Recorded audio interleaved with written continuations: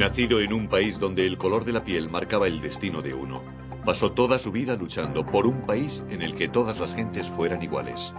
It is an ideal for which I am prepared to die. Tiene una voluntad de hierro.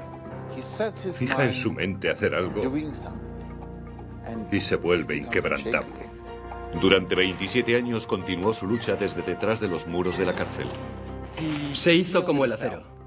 Separó su propia angustia de lo que sabía que tenía que hacer para sobrevivir. 3 décadas entre rejas pudieron haber hecho un hombre derrotado y olvidado. A cambio, salió de la cárcel para dirigir a su país a un nuevo comienzo. Es un luchador. Es un luchador de la libertad. A veces llega hasta donde los ángeles no se aventurarían. Ese es Mandela. Nelson Mandela, viaje a la libertad. 11 de febrero de 1990. Una extraordinaria visión. Después de 27 años entre rejas, Nelson Mandela sale de la cárcel como un hombre libre. Ha dedicado su vida a luchar para acabar con la dominación de una raza sobre otra. Y esta liberación promete todo un nuevo capítulo en la historia de Sudáfrica. Ha sido un largo viaje hasta este momento. Un viaje que empezó en un remoto rincón de esta preciosa tierra.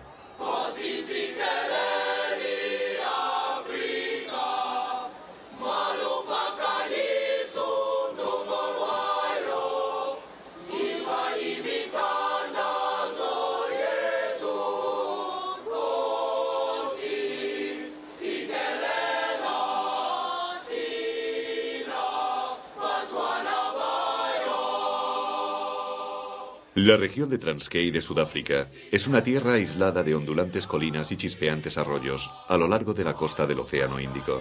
Aquí, el 18 de julio de 1918, nació Nelson Mandela dentro de la realeza africana. Su padre, un jefe de tribu, llamó a su hijo Rolihlahla, que significa alborotador. El mundo del joven fue totalmente africano, invariable durante cientos de años. Creció en un mundo aparte. Básicamente era un mundo africano. No creció entre blancos y no tenía el sentimiento de inferioridad que tienen muchos africanos, porque era todo su mundo. Era el mundo de su madre y de su padre. El mundo de su aldea. Era una sociedad ritualista. Las familias importaban.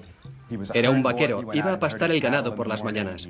Bebía la leche de las ubres de las vacas. Era la existencia más simple que puedan imaginarse. Su padre era rico según el promedio local. Tenía suficiente ganado como para pagar a 4 esposas que le dieron 13 hijos. Su tercera esposa, la madre de Rolihlahla, vivía en una aldea cercana y allí el joven pasó los primeros años de su niñez. Era un mundo idílico. Era un vaquero. Se peleaba con un palo con otros chicos y era muy buen luchador. Al anochecer robaban harina de maíz o mazorcas y las asaban bajo las estrellas.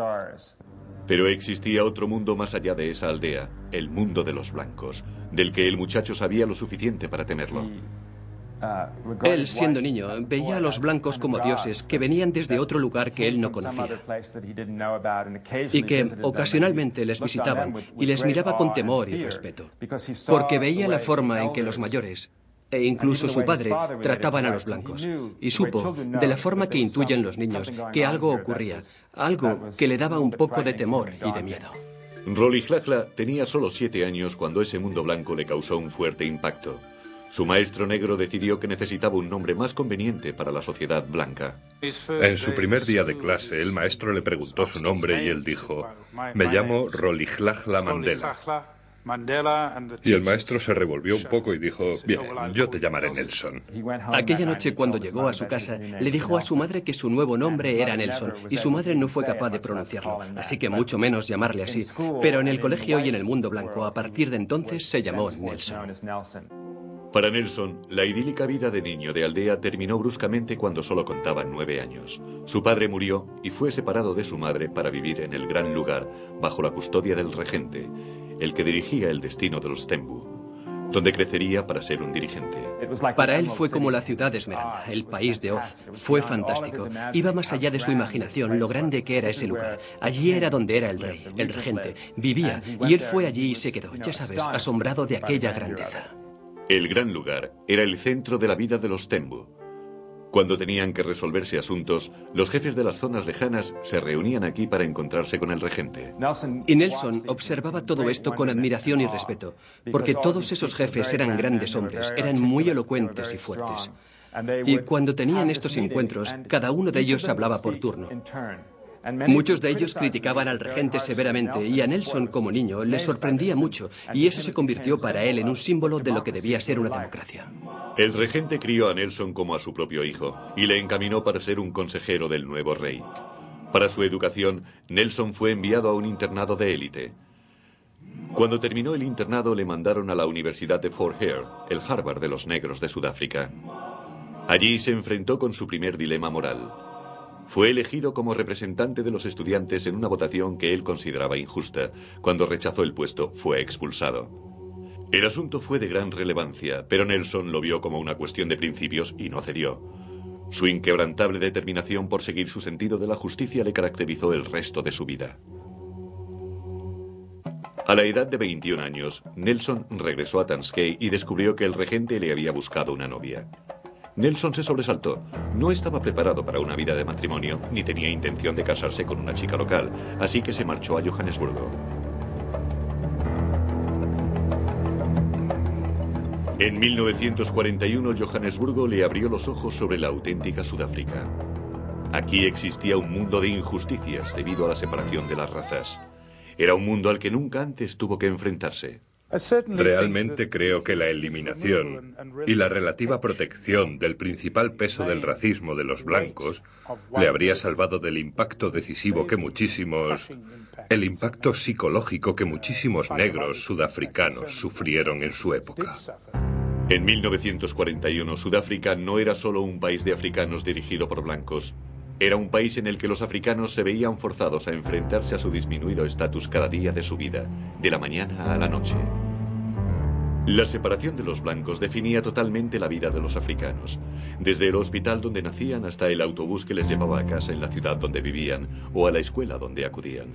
Cuando llegó a la edad adulta, su trabajo era el único entre los africanos, su casa la única entre los africanos, el tren que le llevaba a trabajar era únicamente para africanos, podían pararle en cualquier momento, en cualquier lugar, y obligado a mostrar su pase y documentos en los que se reseñaban las zonas donde podía entrar. Por primera vez en su vida, Mandela se vio a sí mismo como un hombre negro en una sociedad blanca. De una forma extraña, el racismo de la ciudad le definió como a un hombre negro. Y de alguna forma empezó el fuego interno del resentimiento que finalmente condujo a una rebelión en toda regla. Muy pronto, después de su llegada a Johannesburgo, cuando buscaba trabajo, le presentaron a Walter Sisulu, un prominente hombre de negocios africano, activista del Congreso Nacional Africano. Me impresionó al instante su porte, su manera de acercarse, y era brillante. Era un joven muy despierto. Sisulu se percató de la fuerza que como líder podía ejercer. Por entonces, el Congreso Nacional Africano era un grupo formado por activistas luchando por terminar con las injusticias raciales a través de los medios más moderados, boicots, cartas y peticiones. Para Sisulu, el conocer a un hombre educado tan regiamente como Nelson fue un sueño hecho realidad. Con la ayuda de Sisulu, Mandela empezó a trabajar como oficinista en una firma de abogados durante el día y por la noche continuaba con los estudios de leyes. Walter empezó a llevarle a reuniones y tal como había hecho siendo un jovencito, observaba y escuchaba. Escuchaba los discursos, captó la variedad de opiniones y empezó a politizarse. Mi enfoque era que tenía al hombre adecuado y si podía, quería desarrollarle lo máximo posible. En la organización fue subiendo muy despacio. Aún era muy tímido. Todavía era reacio a hablar en público. Se daba cuenta y era consciente de su inglés, el cual pensaba que no dominaba bien. Así que en su primera etapa no habló demasiado. Fue en esa época cuando Nelson se enamoró de una prima de Sisulu, Evelyn, y a los pocos meses se habían casado. Era 1944, casi al final de la Segunda Guerra Mundial, y nacía una nueva era para la resistencia política de Sudáfrica. Los negros sudafricanos trabajaban en las fábricas ayudando a esa guerra que luchaba en nombre de la libertad y democracia que a ellos se les negaba. Fue con el espíritu de estos ideales con el que Nelson y otros jóvenes militantes del ANC formaron la Liga Juvenil dentro de dicha organización para fortalecer un enfoque más radical. En la comunidad negra se seguía dando el caso de sí amo, no amo. Y creo que ese tipo de actitud se extendió a la mayoría de los miembros del ANC. Y eso era lo que Mandela estaba desafiando y cambiando con la militancia que él, Sisulu y otros trajeron a través de la Liga Juvenil. El joven empleado de un bufete que rehusaba hablar en público dejó de ser tímido. Él y otros de la Liga Juvenil pronto llevarían a la ANC hacia una nueva dirección que redefiniría para siempre la lucha por la libertad en Sudáfrica. 1946. Nelson Mandela tenía 28 años y empezaba a tener una vida relativamente cómoda en Johannesburgo.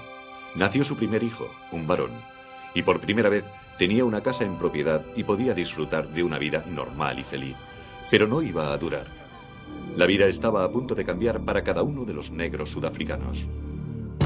Los afrikaners, nacionalistas blancos, llegaron al poder en 1948 con la promesa a los blancos de una total separación de razas. El nuevo gobierno adoptó rápidamente una serie de brutales leyes represivas. Se le llamó apartheid y su intención era mantener para siempre la supremacía blanca. Los negros comprendieron al instante que ahora eran el enemigo en su propio país. Hasta el mismo Nelson vio el cambio en la vida de Sudáfrica, vio cómo se saltaban las leyes y vio oscuros nubarrones amenazadores en el horizonte, tal como lo describió una vez. Cuando concentró su mente, la concentró en sus propias ambiciones políticas. Decididos a defenderse, Mandela y demás activistas lanzaron la campaña de oposición, un programa de desobediencia civil sin violencia. La campaña se esparció como el fuego entre la comunidad negra, ciudad tras ciudad. Miles de africanos se pusieron en acción políticamente por primera vez en su vida y desobedecieron las leyes del apartheid. Fue Mandela el que organizó la ayuda para dicha campaña y su clamoroso éxito le hizo ser conocido en todo el país. Mandela representaba la línea divisoria, el cambio del viejo enfoque constitucional a un enfoque más desafiante, asertivo y agresivo, y eso naturalmente le dio una imagen muy particular. Se convirtió en el símbolo de la militancia para la juventud de aquella época, y eso lo transmitió al ANC. A finales de 1952, Mandela se había convertido en una tremenda espina para el gobierno, por lo que se decidió silenciarle, y le enviaron una orden de inhabilitación. Esto redujo sumamente su libertad de hablar y de movimiento. No podía asistir a reuniones públicas o hablar a más de una persona a la vez. Ni siquiera podía asistir a la fiesta de cumpleaños de su propio hijo. A partir de ahí, Mandela tuvo que continuar la lucha tras el escenario. Pero la primera en sufrir las crecientes presiones fue su familia. Cuenta la historia que en las contadas noches en que acostaba a sus hijos, su hijo le decía: «Papá, ¿por qué no estás más en casa? ¿Por qué no nos acuestas todas las noches?» Y él tenía que decirles esas tremendas y horribles cosas, según él, de que en el mundo había cientos, miles de niños más y que él también debía preocuparse por ellos. Mandela luchó contra el apartheid, no solo políticamente, sino profesionalmente. Él y su amigo Oliver Tambo fundaron el único bufete de abogados negros de Sudáfrica. Eso era como la meca de todas las personas negras de Sudáfrica que tenían problemas legales. Solo tenían ese bufete de abogados y la gente iba a visitarles. Para entrar cada día en su despacho, tenía que pasar a través de docenas de personas que esperan en el vestíbulo para verle. Era el joven mejor vestido de todos nosotros. Andaba erguido y se acercaba a preguntar a los testigos con una gran confianza. Eso preocupaba a algunos de los magistrados ante los que normalmente comparecía. Pero Mandela soportó tanto racismo en los juzgados como lo hacía en las calles de Johannesburgo. Tuvo testigos blancos en procedimientos que rehusaron o trataron de rehusar ser preguntados y contestar a un hombre negro, ya que nunca habían sido cuestionados por ningún hombre de color. Nunca habían tenido una relación de confrontación con un hombre negro que, de hecho, tuviera alguna autoridad sobre ellos. En aquella época era algo revolucionario. Mientras tanto, el gobierno continuaba imponiendo implacablemente el apartheid y aplastando cualquier oposición. Comunidades enteras fueron obligadas a salir de sus hogares, a veces a punta de pistola, y realojadas en zonas áridas a las afueras de la ciudad. Pero mientras la represión aumentaba, lo mismo hacía la voluntad de Mandela. Al ver que el poder nacional se iba cerrando sobre la vida de Sudáfrica, se dio cuenta que no había salida para él. Ese era su destino y las cosas solo iban a ponerse aún peor. Ahora ya no podía escapar, ni tampoco lo quería.